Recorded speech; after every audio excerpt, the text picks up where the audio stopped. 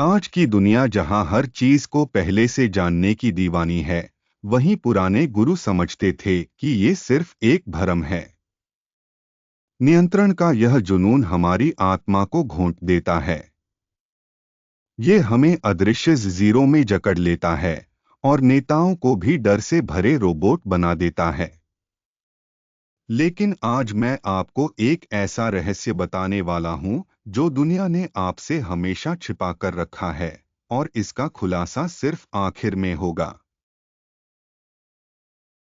पर एक और रास्ता भी है, एक ऐसा मार्ग जिस पर बहुत कम लोग चले हैं, एक ऐसी बुद्धिमत्त जो सदियों से फुसफुसाई जाती रही है। लाओ त्जू वह रहस्यमयी दूरदर्शी हमें एक ऐसा ज्ञान दे गए हैं जो पश्चिमी सोच से भी परे हैं, एक ऐसा विरोधाभास जो अविश्वसनीय रूप से प्रभावी है।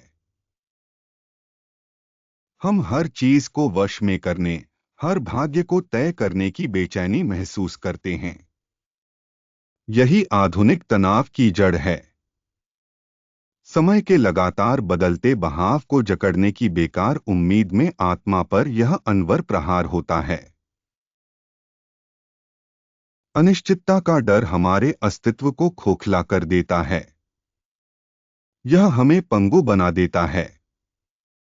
संभावना और कार्य के बीच अदृश्य दीवारें खड़ी कर देता है और हमें सुरक्षा के नाम पर गहरे ठहराव में धकेल देता है। हम मानते हैं कि पूरी योजना बनाकर हम भाग्य को नियंत्रित कर सकते हैं। यह एक खतरनाक भ्रम है। ब्रह्मांड अपनी शांत महिमा में हमारी छोटी छोटी चालों पर हंता है। यह बहुत पुराने नियमों का पालन करता है। लाओ त्जू इसे समझते थे। उन्होंने नदी को देखा, हवा को देखा, प्रकृति को, उसके शाश्वत नृत्य को। वहां कोई जोर जबरदस्ती नहीं है, सिर्फ ताओ है, मार्ग है। वह आदिम बहाव जो हर चीज को नियंत्रित करता है। उन्होंने वू वेई सिखाया, निष्क्रियता नहीं बल्कि ताओ के अनुरूप कार्य, एक रणनीतिक होने देना, एक ऐसी चाल जो धारा से लड़ने के बजाय उसके साथ सामंजस्य बिठाती है, एक सूक्ष्म और जबरदस्त शक्ति। जबरदस्ती की शक्ति क्षणभंगुर होती है। पानी अपनी स्पष्ट कमजोरी में भी सबसे ठोस चट्टान को तराश देता है। यही ताओ की बुद्धिमत्ता है, लचीली, दृढ़ और अपनी जीत में अटल।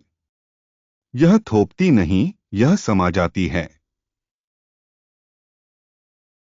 लाओ त्जू के दर्शन में शून्य अनुपस्थिति नहीं बल्कि संभावना है।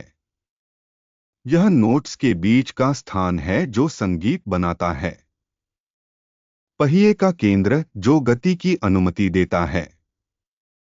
शक्ति वहां रहती है जहां हमें इसकी सबसे कम उम्मीद होती है। कितनी महान रणनीतियां अप्रत्याशित के सामने धराशायी हो गईं। भाग्य के एक झटके से कितनी ही बारीक योजनाएं बिखर गईं। हर कदम का अनुमान लगाने की हमारी सनक निराशा और बर्बादी की अपनी ही रेसिपी है। निश्चितता की तलाश एक कारागार है, एक सुनहरा पिंजरा जो हमें विकसित होने, अनुकूलन करने, वास्तव में जीने से रोकता है। यह हमें ऐसे भविष्य का बंदी बनाकर रखता है जो हमारी कल्पना के अनुरूप कभी नहीं आएगा। कल की चिंता में बिताया गया हर मिनट वर्तमान की शक्ति से छीन लिया गया मिनट है। चिंता समझदारी का संकेत नहीं बल्कि जीवन के प्रवाह में एक गहरी अविश्वास है। यह मन का अपने ही अस्तित्व से संघर्ष है। इतिहास के सबसे बे आंदोलन कठोर योजनाओं से नहीं बल्कि अनुकूलनशीलता और अंतर्ज्ञान से पैदा हुए थे। अदृश्य से गहरे संबंध से, उन भूमिगत धाराओं से जो भाग्य को आकार देती हैं। लाओ त्सु के लिए समर्पण कमजोरी नहीं बल्कि शक्ति का सर्वोच्च रूप है। यह बांस है जो हवा में झुकता है लेकिन टूटता नहीं। यह नदी है जो बाधा को दरकिनार करती है बिना अपना रास्ता खोए। एक शांत महारथ। सच्चा गुरु वह नहीं जो दुनिया को नियंत्रित करता है बल्कि वह जो खुद को नियंत्रित करता है, जो अराजकता के प्रति अपनी प्रतिक्रियाओं पर हावी होता है, जो तूफान के बीच भी शांति पाता है। यही आंतरिक संप्रभुता है। जीव के अथक प्रवाह का विरोध करने के बजाय उसकी लहरों पर सर्फ करना सीखें।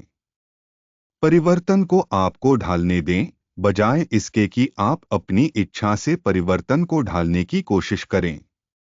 अनुकूलनशीलता ही सच्ची शक्ति की मुद्रा है। विरोधाभास यह है, जब आप संघर्ष करना बंद कर देते हैं तो आप अधिक प्रभावी ढंग से कार्य करना शुरू कर देते हैं। जब आप परिणाम के प्रति जुनून छोड़ देते हैं तो आप उसे आकर्षित करते हैं। वह ऊर्जा जो पहले प्रतिरोध में समाप्त हो रही थी अब सृजन के लिए प्रवाहित होती है। जो आप नहीं जानते उसकी विशालता को पहचानें। अज्ञात के प्रति विनम्रता ही सच्ची बुद्धिमत्ता का द्वार है। जो सब कुछ जानने का दावा करते हैं वे कुछ भी नहीं जानते। उनकी आंखें ढकी हुई हैं। रणनीतिकार के लिए, नेता के लिए यह महत्वपूर्ण है। यह बोर्ड पर हर मुहरे को नियंत्रित करने के बारे में नहीं है बल्कि खुद बोर्ड को समझने के बारे में है।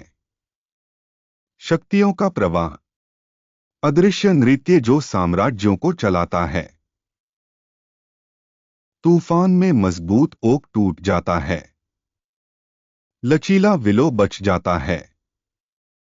कठोरता बुद्धि की मूलभूत कमी है, लचीलापन दीर्घायु की कुंजी है। और लचीलेपन की भी भीतरी शांति को विकसित करें। मन की चुप्पी अंतर्ज्ञान के लिए उपजाऊ जमीन है।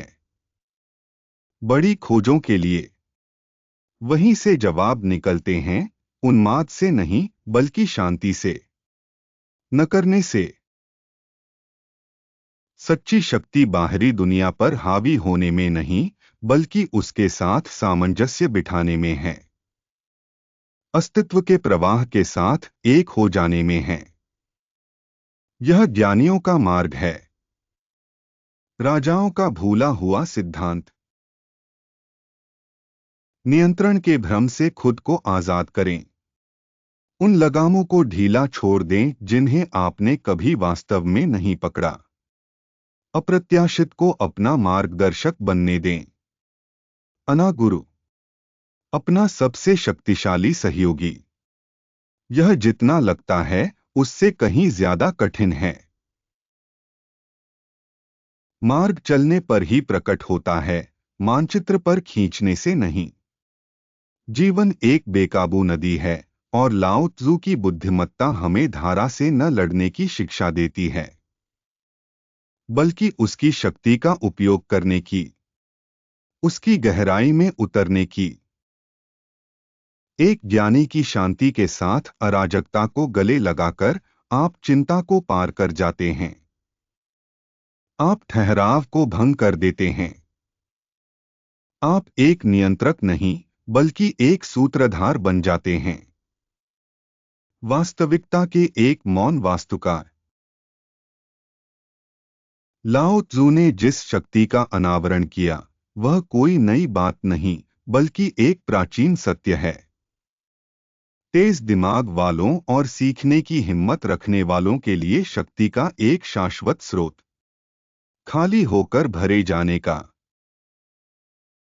गुरु दुनिया को नियंत्रित करने की नहीं बल्कि खुद को नियंत्रित करने की कोशिश करते हैं। वे अपनी दृष्टि को आकार देते हैं, परिस्थितियों को नहीं। यह संप्रभु व्यक्ति का गढ़ है, वास्तविक शक्ति का सार। सबसे बड़ा सवाल यह है, क्या आप में सच्चाई को पचाने की हिम्मत है?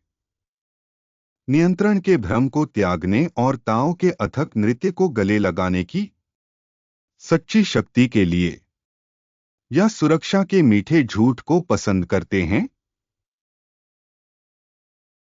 यदि आप में भीड़ से आगे बढ़ने की हिम्मत है, तो एथेनियम आपकी अगली दहलीज है।